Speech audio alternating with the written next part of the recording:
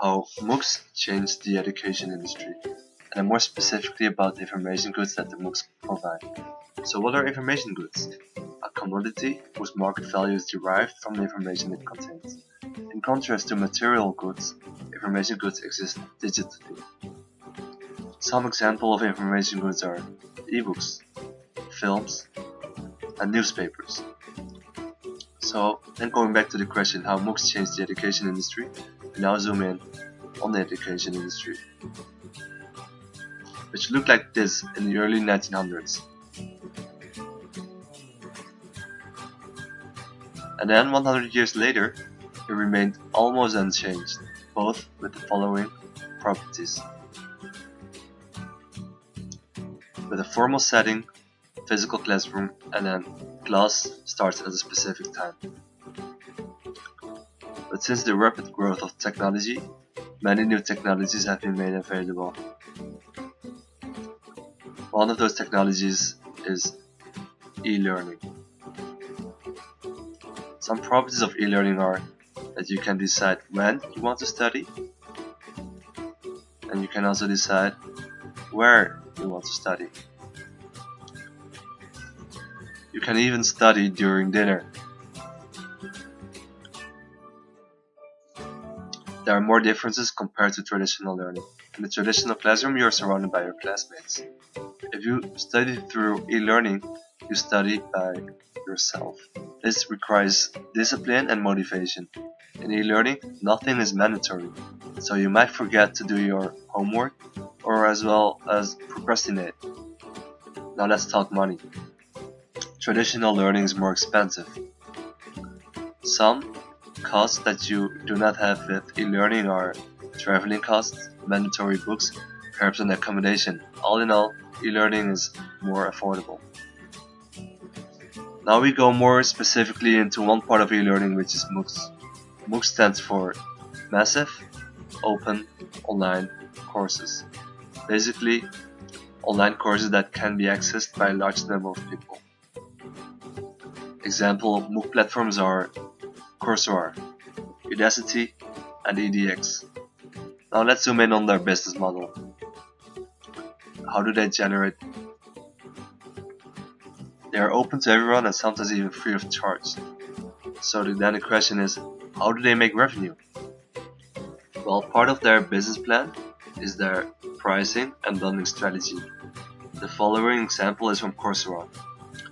They offer signature tracks. Students pay a fee to obtain a verified certificate upon completing their course, and specializations. A sequence of courses are given, and then the skills are applied with the capstone project in order to earn a certificate. And then they can also purchase the course. Udacity offers a similar option to Coursera's specializations called nano degrees. Similar like specializations, students pay to receive a certificate. Students can decide to pay even more for Nano Degree Plus, which includes career support and mock interviews. MOOCs with human graders also generate revenue, as students pay to have their essays graded by a real person, which for example has been done by a graduate student assistant of MIT. So in summary, the way the MOOCs generate revenue is by offering premiums next to their free offerings. So going back to the traditional education industry, how did MOOCs disrupt this industry? According to a blog post from EDX from 2014, universities are becoming more conscious around the future of digital and the role MOOCs can play in this. They are now also providing educational content through MOOC platforms to adjust to the digital era. This changed the approach that the universities now have. By using MOOCs, the content only has to be created once. The fixed cost is relatively high to create the content, while the marginal costs are close to zero.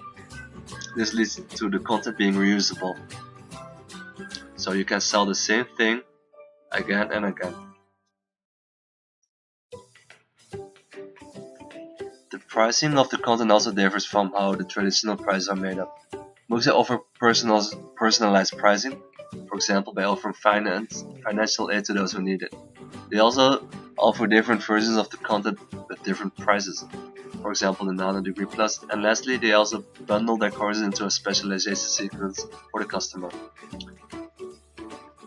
This, all in all, gives the student more freedom. By having more freedom in course selection, students can get a more personalized curriculum in contrast to the fixed syllabus and curriculum provided by the traditional institutions.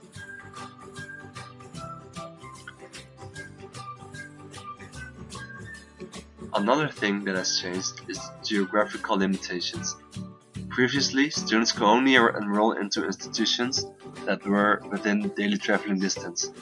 MOOCs enable students to be more flexible and allow institutions to reach potential customers all over the world.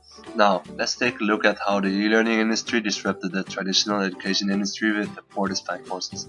First of all, the competitive rivalry, which increases. The number of suppliers who can offer similar services is high, which makes it easy for consumers to switch to another competitor. Second, the bargaining power of the suppliers decreases. Traditional industry mainly relies on major supplier groups such as Personal Education and Blackboard. With e-learning and the use of MOOCs, the bargaining power of suppliers decreases, as more suppliers will be available to use. Then, the bargaining power of the buyer decreases.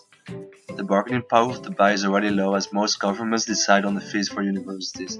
E-learning will increase the size of the customer group, which will therefore even lower the bargaining power even more. The threat of new entry has increased, as previously for traditional education, accreditation was the main barrier of entry. However, due to e-learning, it is shown that they can provide the same kind of quality even without the accreditation.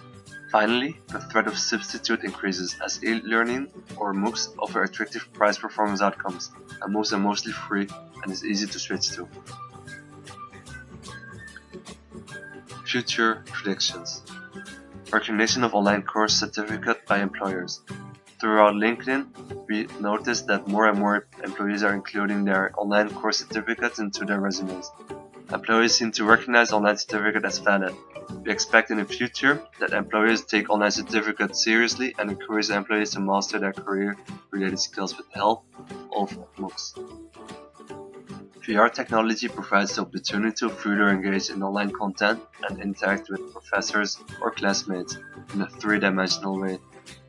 Users will have enhanced e-learning by actually experiencing different roles that they are taught in. Examples of these include to be a CEO, or engineers, or even doctors in a virtual world. Those actual experiences of learning is great help with their content mastery. Thank you for watching. This is group number 20.